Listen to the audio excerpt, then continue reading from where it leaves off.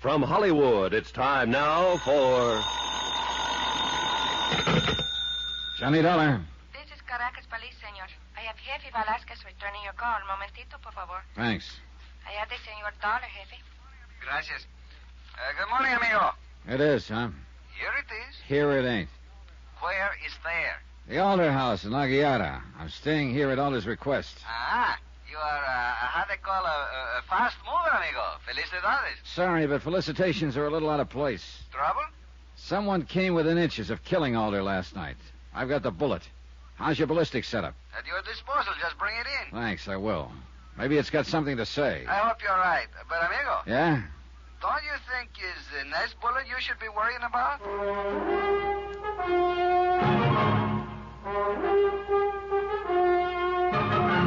Tonight and every weekday night, Bob Bailey in the transcribed adventures of the man with the action-packed expense account, America's fabulous freelance insurance investigator. Yours truly, Johnny Dollar.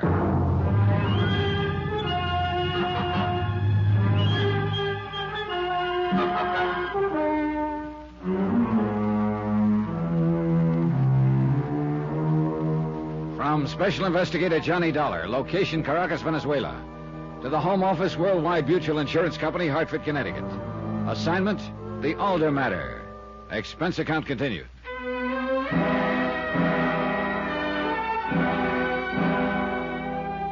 Expense account item 5, $5 even. Tip to one Nachos Gomez, servant in the big Alder house. For a good reason. He hadn't liked the idea of my prowling the slope alone last night looking for someone with a gun. He'd insisted on joining me. True, we hadn't found anything, but he'd been there. $5 isn't much to pay for a friend, and I had a feeling I could use one. I ate breakfast alone.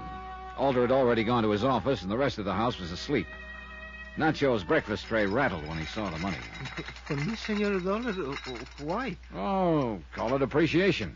You didn't have to follow me out there last night. Oh, you could have been hurt, Senor. You don't know the slope is a long drop to the bottom. Yeah, and lumpy. I didn't expect money. I did not do it for that. I know that. Go ahead, take it. Mil gracias. Something... I tell you something, Senor. When you go running out there last night, I was sure you would find nobody. Oh, why? But you saw for yourself. Too much, how you call it, bushes, too thick. They could be standing right next to you and you wouldn't know. Then why did you come streaking out after me? I told you. It's a long way down. One wrong step and... In the States, that's an old joke. The punchline is, watch that first step. It's a beaut.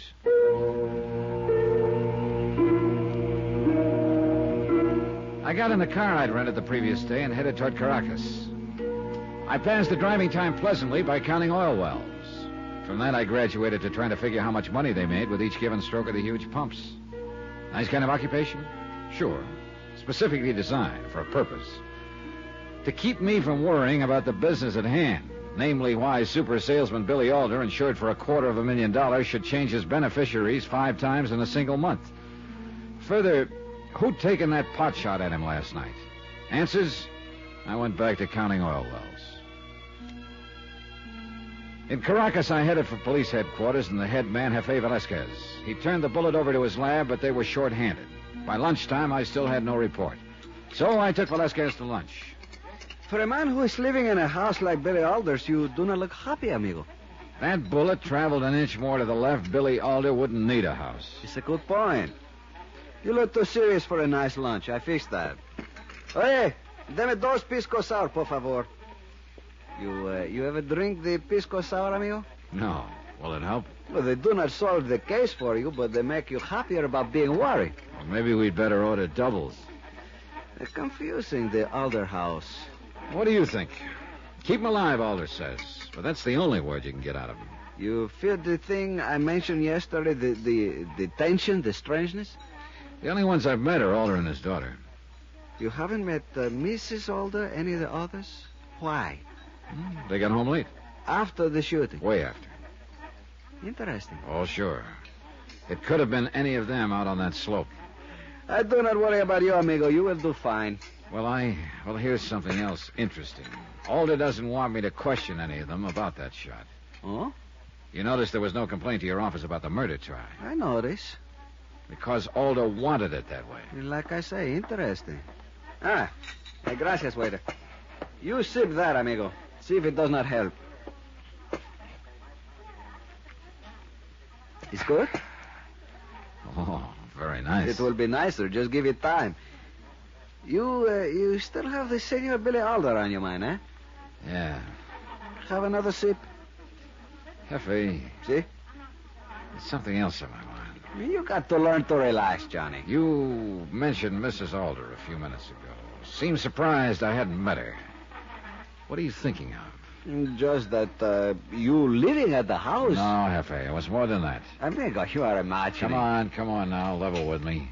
I'm far enough out in left field as it is. Write it off as professional courtesy, huh? You are a pretty nice-looking fellow, amigo. Don't snow me. Just I am simply trying to answer your question, Johnny. Mrs. Alder, how shall we say it? It does not make her angry to be seen in the company of a handsome man. I see. What's Mr. Alder's reaction? The elders must be people of breeding. If they have a quarrel, it is not in public. Thanks. But at the risk of seeming ungrateful, you could have mentioned that yesterday. It's a pretty good department, the Caracas police, amigo. You know why? Because I teach them always one thing at a time. Comprende? Mucho, amigo. Come on. We eat, then we get back to the lab. If they have not finished, I fire everybody.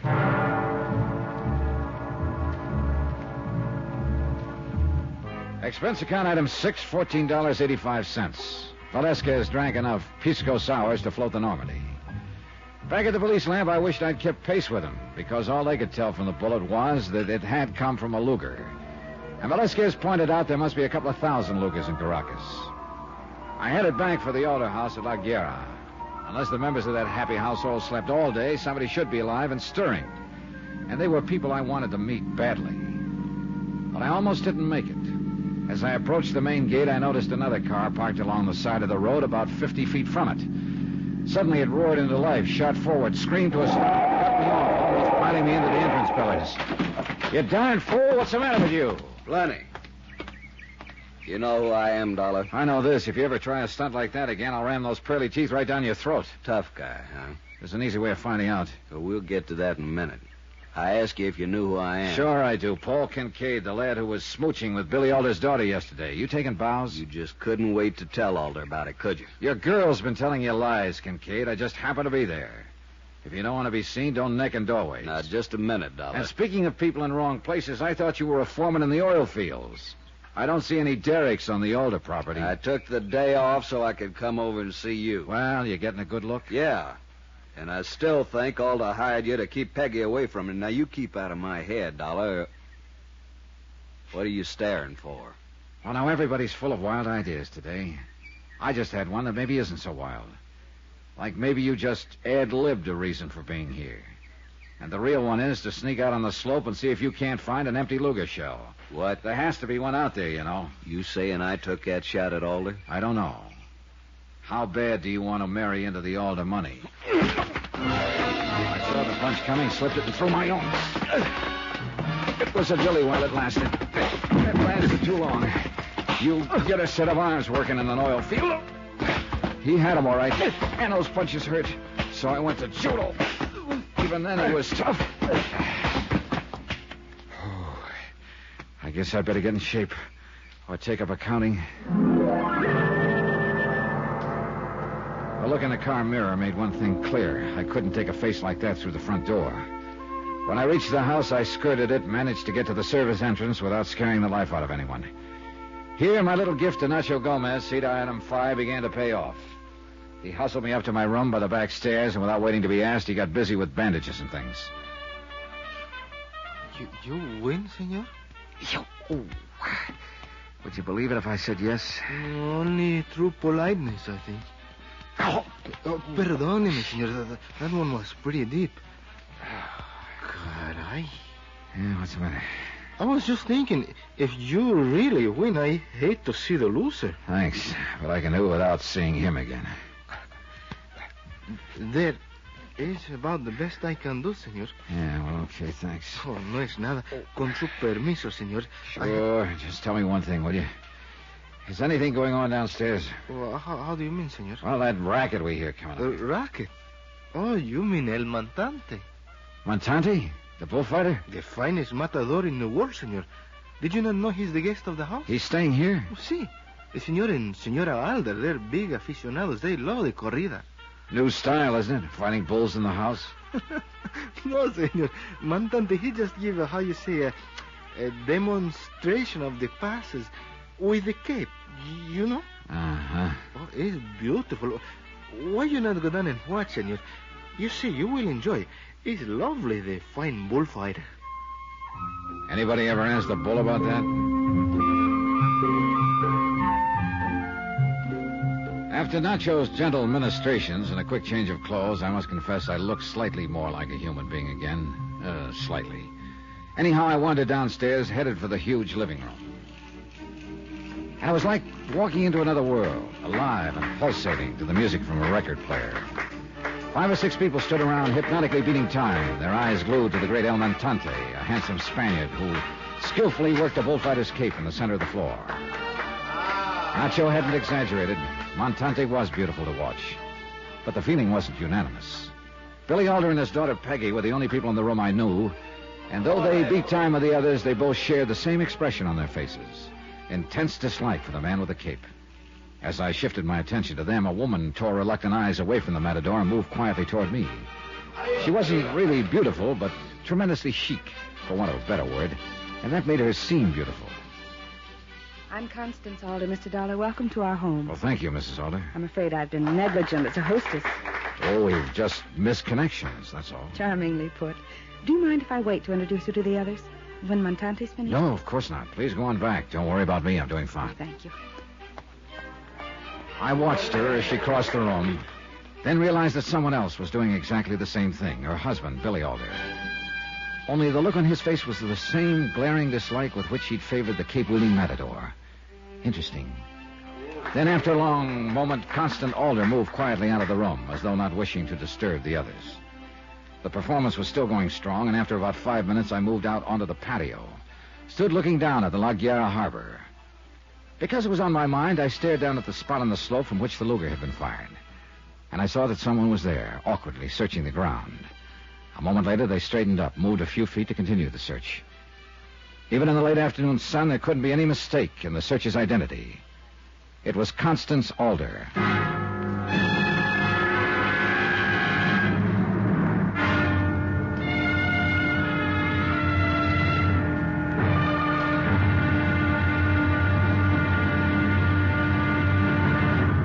Now, here's our star to tell you about tomorrow's episode of this week's story. Tomorrow, 2 sides of the same old yarn. And whichever side you choose, you've got to call it wrong. Join us, won't you? Yours truly, Johnny Dollar.